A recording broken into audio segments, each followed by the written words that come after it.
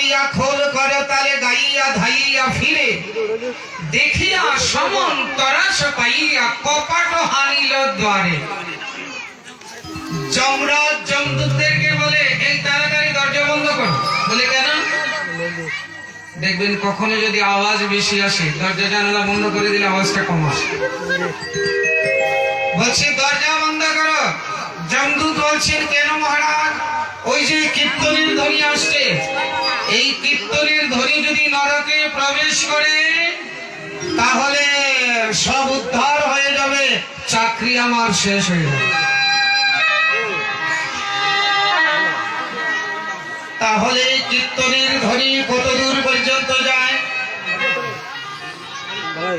আমাদের নিচে 7 লোক, উপরে 6টি লোক, 14 লোকে ভুবন। তো আমাদের নিচে যে 7টি লোক, এই নিচে 7টি লোকে যখন কেউ কীর্তন করে করে আর চরণের তালি দিয়ে নাচে, নাচতে গেলে তো চরণের তালি করে, তো কোন কৃষ্ণ ভক্ত যখন চরণের তালি দিয়ে হরিনাম করে নৃত্য করে, বলছেন নিচের 7 লোক অতল বিতল তলাতল মহিতল রসাতল পাতাল, এই যে নিচের 7টি লোক আছে, হরিনাম কীর্তন করতে করতে যখন নৃত্য করে তখন নিচের 7 লোকের মঙ্গল করে চলে যায়। আর যখন বাহু তুলে কীর্তন করা হয়, যখন নিচে নিচে বাহু তুলে কীর্তন করা হয় তখন স্বর্গের দেবতাদের মঙ্গল পর্যন্ত দূরে চলে যায়। আর ভক্ত যেদিকে তাকিয়ে হরিনাম করে করে যেদিকে তাকায় সেদিকে মঙ্গল দূরে চলে যায়। তাহলে দেখুন এই হরিনাম সংকীর্তনে কত অমঙ্গল নাশ হয়। তো সেই জন্য আমাদের হরিনাম করতেই হবে। হরিনাম হয়েছে কলিযুগের যুগধর্ম, ভবপারের একমাত্র উপায়। যদি আমরা সারা জীবন হরিনাম নাও করতে পারি, যদি কেউ অশ্রদ্ধায় একবার হরিনাম করি, দেখুন কেমন তার ফল।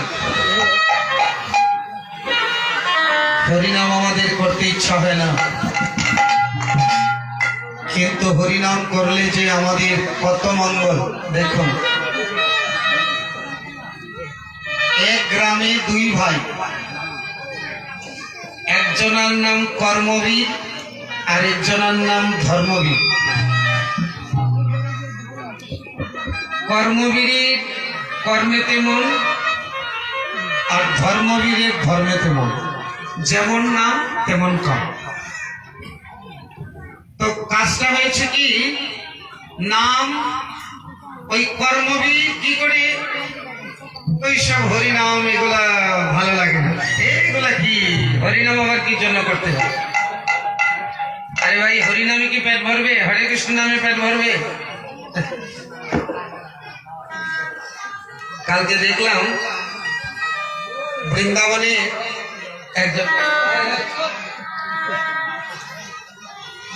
বৃন্দাবনের একজন মহাত্মা অনিরুদ্ধ আচার্য, ওনাকে একজনে প্রশ্ন করছে, गुरुजी राधे राधे बोलने से पेट बढ़ेगा? राधे राधे बोलने से तो पेट भरेगा? तो उन्हीं उत्तर दिए हैं, जब तुम माँ का गर्भ में था तो तुम्हारा कौन बाप खाना देता था? उत्तर दीजिए, যে তুমি যখন মাতৃগর্ভে ছিলে তোমার কোন বাবা খাবার দিয়েছিল? এক উত্তরে ঠান্ডা হয়ে গেছে। তো এগুলো কিছু আমাদের দরকার। তো কর্মবীর ও বলে এই ধর্মে আমাদের পেট ভরবে, হরিনাম করলে পেট ভরবে, এই হরে কৃষ্ণ নাম করলে পেট ভরবে। আরে বাবা কর্ম করতে হবে, কর্মবীর কর্ম ছাড়া কিছুই জানে না। কর্মবীর কর্ম ছাড়া কিছু জানে না, আর যে ধর্মবীর ও ধর্ম ছাড়া কিছু বোঝে না। এক মায়েরই দুই ভাই, কিন্তু একজন কর্মেতে মন আর একজন ধর্মেতে মন। জায়গা একই, মাটি একই। মরিচ গাছের মরিচ ধরে ঝাল লাগে, আর তেঁতুল গাছ টক লাগে, তেঁতুল টক লাগে, আখ মিষ্টি লাগে। মাটি একই, রস এক মাটির থেকেই, রস এক মাটির থেকে আস্বাদন করছে, কিন্তু একটা ঝাল, একটা টক, একটা মিষ্টি। যার যেমন আস্বাদনের ক্ষমতা, যোগ্যতা, সে তেমন ভাবে আস্বাদন করছে। এক গুরুদেবের 3 শিষ্য, তো 3 শিষ্যকে মন্ত্র দিয়েছে তো 3 শিষ্য মন্ত্র পেয়েছি। তারপর গুরুদেব জিজ্ঞাসা করছে 1 নম্বর শিষ্যকে, তুমি দয়াতে কি বুঝলে? 1 নম্বর শিষ্য বলছে, আমি দয়াতে বুঝিয়েছি দয়া করা। 2 নম্বর শিষ্যকে বলছে, তুমি দয়াতে কি বুঝলে? বলে দয়াতে দান করা। 3 নম্বর শিষ্যকে বলছে, তুমি কি বুঝলে? বলে দয়াতে দমন করা। একই গুরুর 3 শিষ্য, কিন্তু 3 জনের ভাব 3 রকম।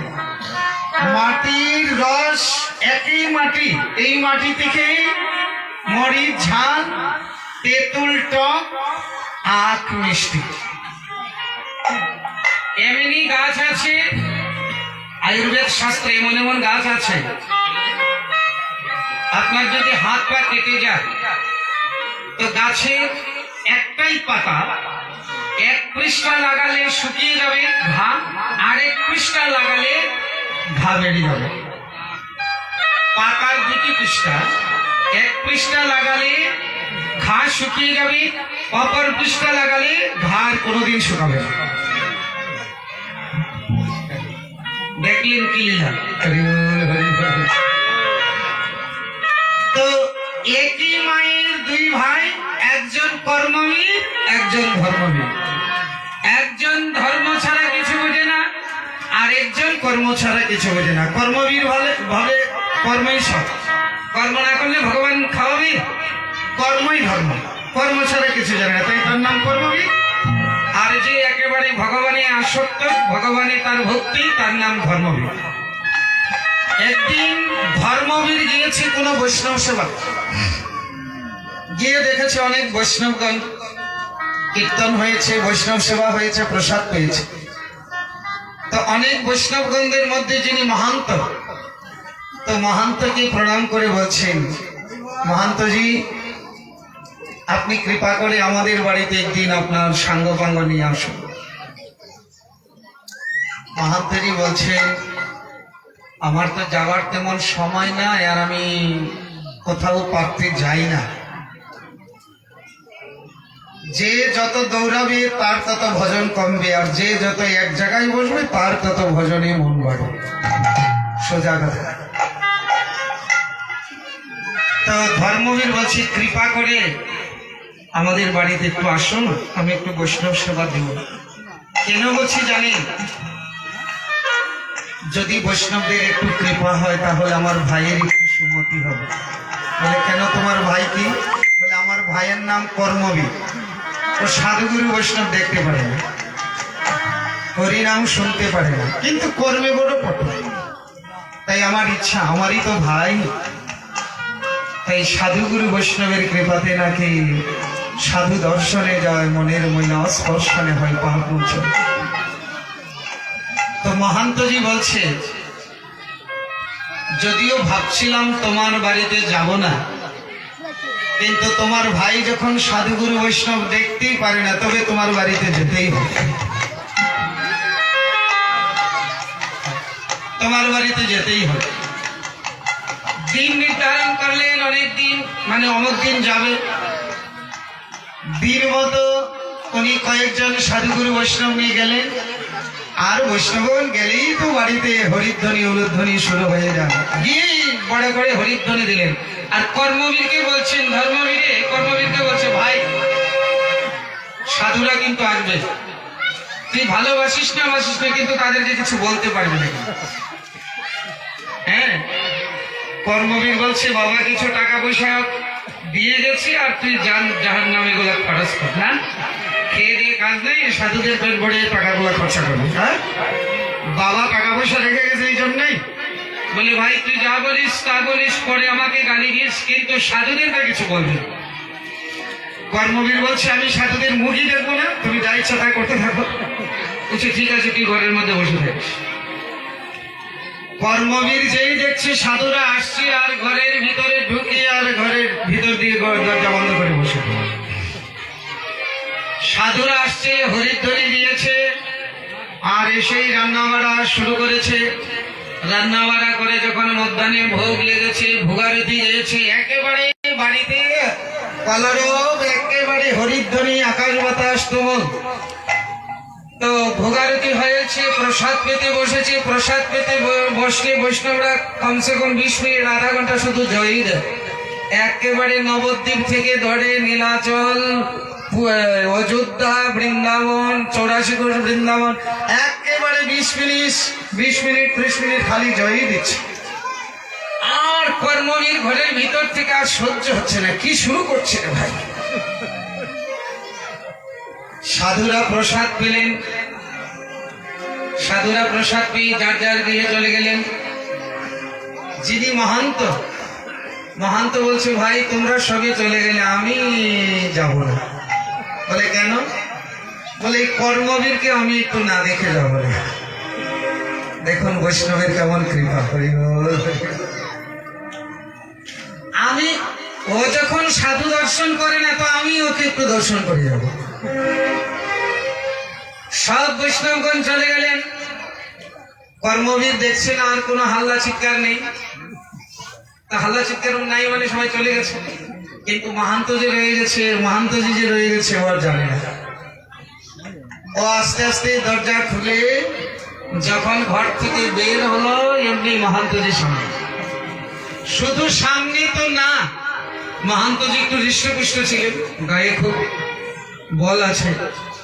আর কর্মবীর যখনই বেরিয়েছে আর কর্মবীরকে ধরেছে, একেবারে ভালো করে ধরে একেবারে মাটিতে ফেলে আর বুকের উপর চেপে বসেছে। কর্মবীর বলছে আর এটা কি করছেন, এটা কি কোনো সাধুর কাজ নাকি? হ্যাঁ, এটা কি করছেন, ছাড়েন ছাড়েন। বলে না রে, তোরে ছাড়ার জন্য ধরি নাই। আমাকে ধরেছেন কেন? বলে একবার রাম নাম বল, তবে ছাড়বো না, তোমার ছাড়া ছাড়ি নেই। কর্মবীর ওই মহান্তজির সাথে আর পারছে না, মহান্তজি আর ছাড়ছে না, একেবারে বুকের উপর হাঁটু দিয়ে বসেছে আর যতই সময় যাচ্ছে গলার উপর চেপে বসেছে। একবার অন্তত পক্ষে রাম নাম বল। কর্মবীর বলছে না আমি বলবো না। বলে না বললে আর ছাড়বো না। এখন কর্মবীর দেখছে যে অবস্থা, আমাকে মেরেই ফেলবে। ভাই একবার রাম নাম নিলে যদি বেঁচে যায় তাহলে না নিলাম। দেখছে আর ছাড়া পাবেই না, মহান্তজি আর ছাড়বে না। আর তখন বিপদে পড়ে জবরদস্তিতে একবার জুড়ে বলছে জয় শ্রীরাম।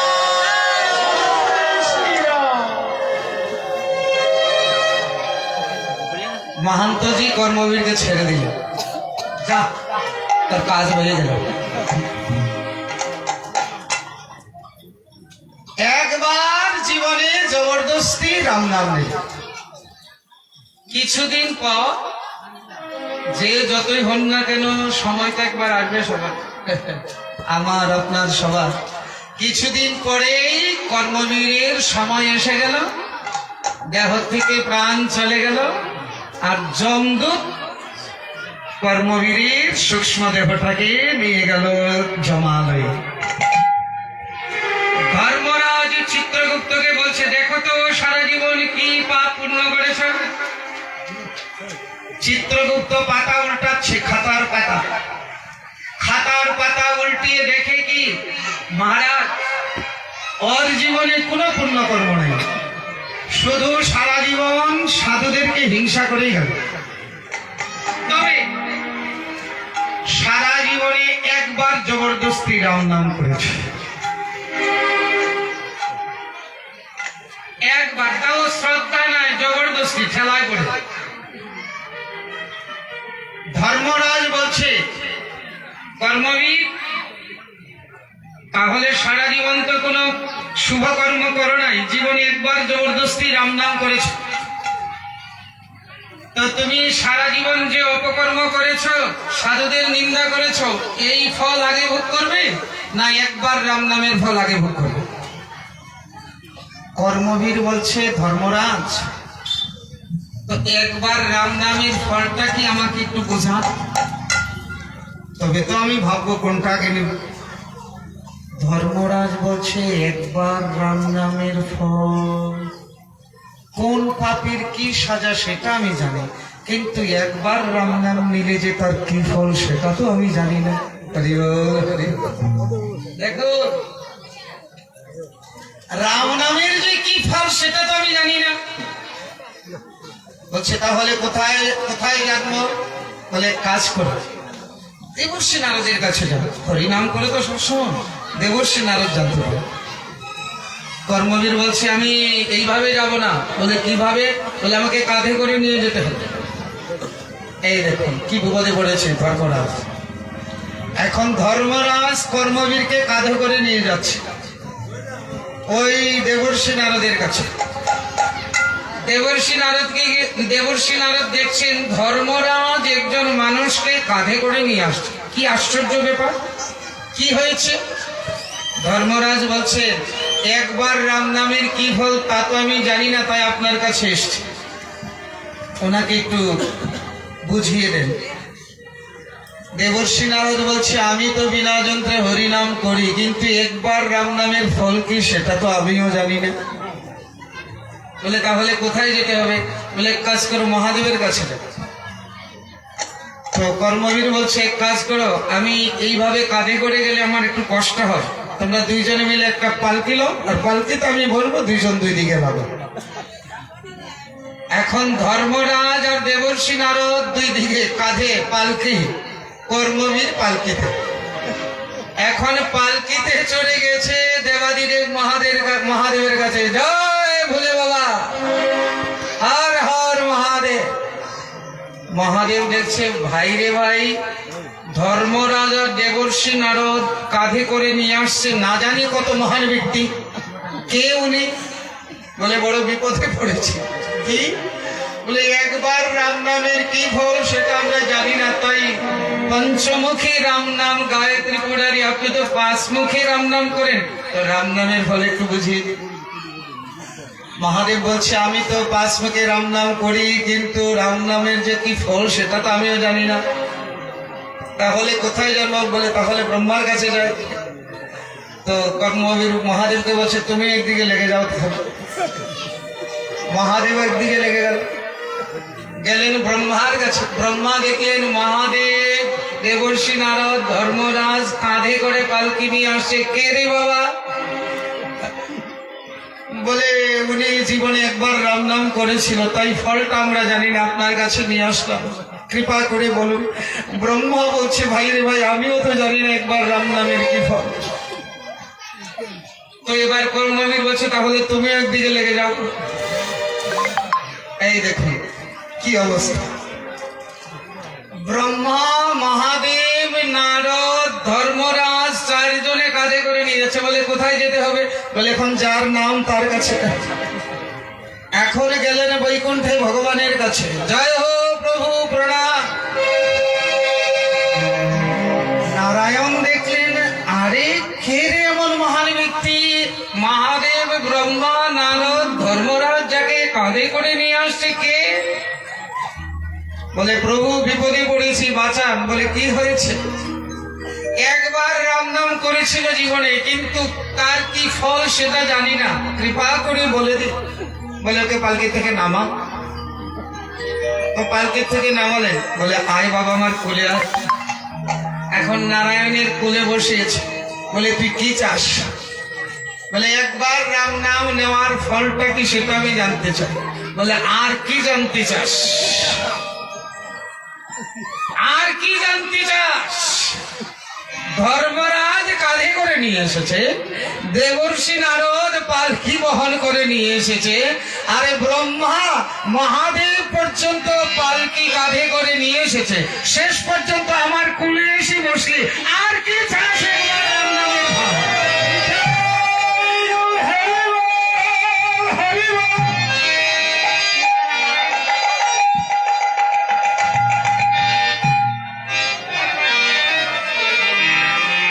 কর্মবীর এবার মনে মনে বুঝেছি, হায় হায়, যিনি আমাকে এত কষ্ট দিয়ে যে বৈষ্ণব আমার প্রতি রোষান্বিত হয়ে আমাকে জবরদস্তি, ওই বৈষ্ণব যদি আমাকে এইভাবে চেষ্টা না করত তাহলে তো আমি একবার রাম নাম নিতাম না। আহা, তাহলে তখন তো বৈষ্ণবকে শত্রুর মতো ভাবছিলাম, আজ বুঝলাম যে বৈষ্ণব আমার কত বন্ধু, একবারে রাম নাম করানোতে আজ আমার কত বড় গতি হয়েছে, আমি ভগবানের কষ্ট করি।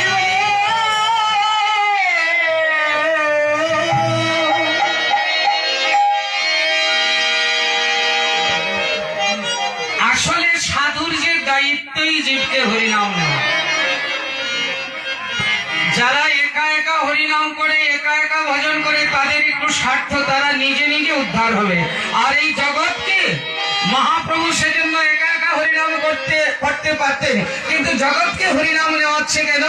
বলে জগতেই যদি হরিনাম না নেয় তাহলে স্বার্থপরতা হয়ে যাবে, জীবের উদ্ধার হবে কি করে?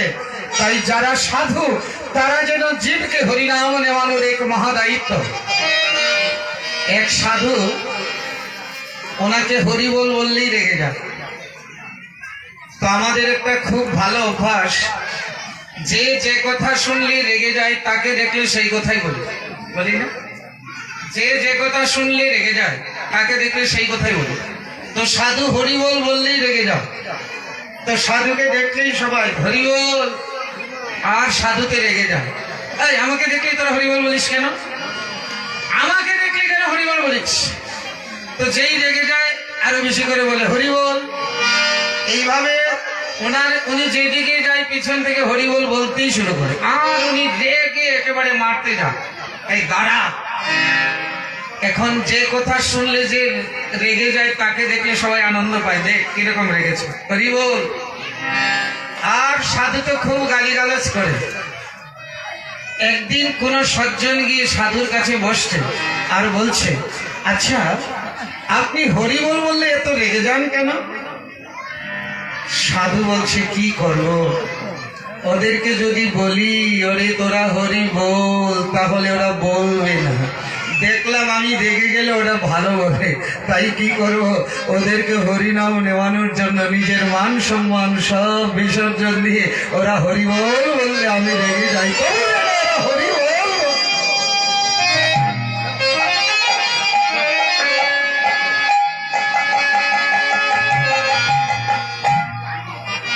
হরিনাম করুন, হরিনাম করান, বিনিময়ে কিছু চাওয়া পাওয়ার নেই। হরিনাম করুন, জীবকে হরিনাম করান।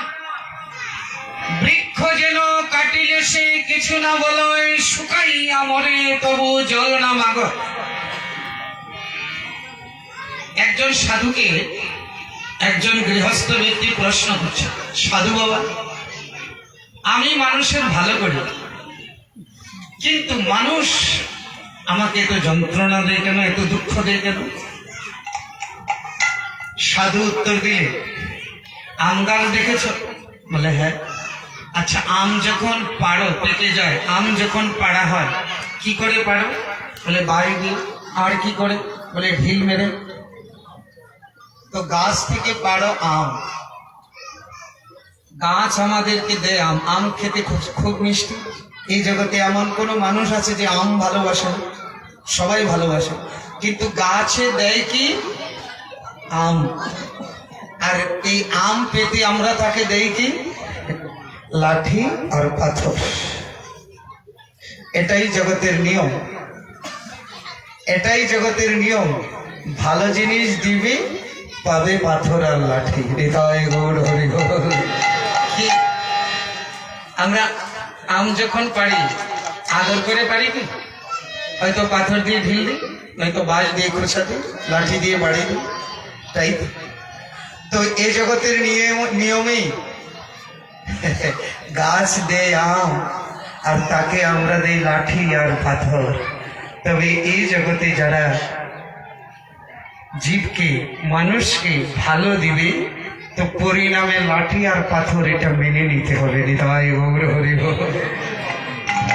তাই তুমি করো সবার জন্য ভালো আর তোমার জন্য লাঠি পাথর এটা থাকবে, এটাই এই জগতের নিয়ম। সাধু জীবকে হরিনাম নেওয়ানোর জন্য সে ব্যস্ত। হরিদাস ঠাকুরকে বাড়ির বাজারে বেত্রাঘাত করছে। এই হরিদাস, হরিনাম ছাড়ো। হরিদাস বলছে, হুজুর আমি অনেকবার চেষ্টা করেছি, কিন্তু হরিনাম আমি অনেকবার চেষ্টা করেছি হরিনাম ছাড়তে, কিন্তু চেষ্টা করলে কি হবে? আমার মুখ যদি বন্ধ হয়ে যায়, কিন্তু আমার হৃদয় সদা সর্বক্ষণ হরিনাম হয়। আমার রক্তের প্রতিটা বিন্দুতে যে হরিনাম মিশে গেছে, আমার রক্তের সাথে হরিনাম মিশে গেছে। আমি অনেকবার ছাড়ার চেষ্টা করেছি যে হরিনাম ছেড়ে দেব, কিন্তু অসুবিধা হয় কি জানেন? আমি ছাড়তে গেলেও হরিনাম তো আমার,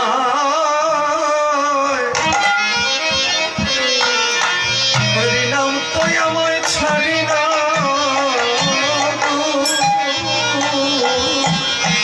হরিনাম তো আমার,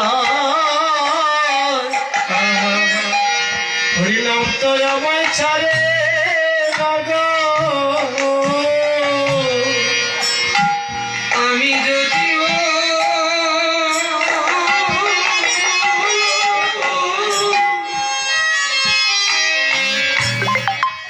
আমি যদিও ছেড়ে দিতে চাই, এই হরিনাম তো আমার ছাড়ে ছাড়ে না গো। আমি যদিও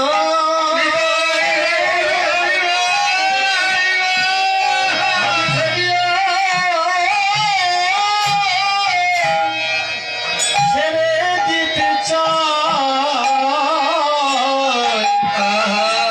হরিনাম তো আমার ছাড়ে না গো।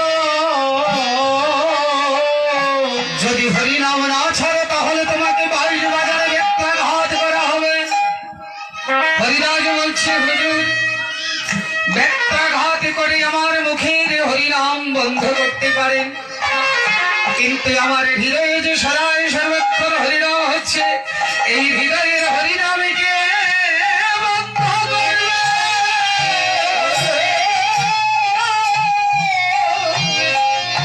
আর শুনো, এই জগতে যারা হরিনাম করে তারা তো মৃত্যুকে ভয় করে না।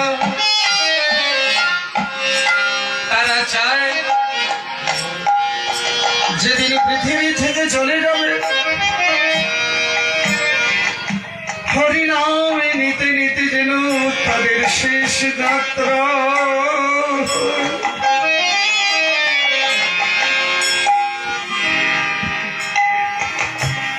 হরিনামকে ছেড়ে জীবন ধারণ করার কি প্রয়োজন? যদি মরতে হয় তাহলে হরিনাম করে করে,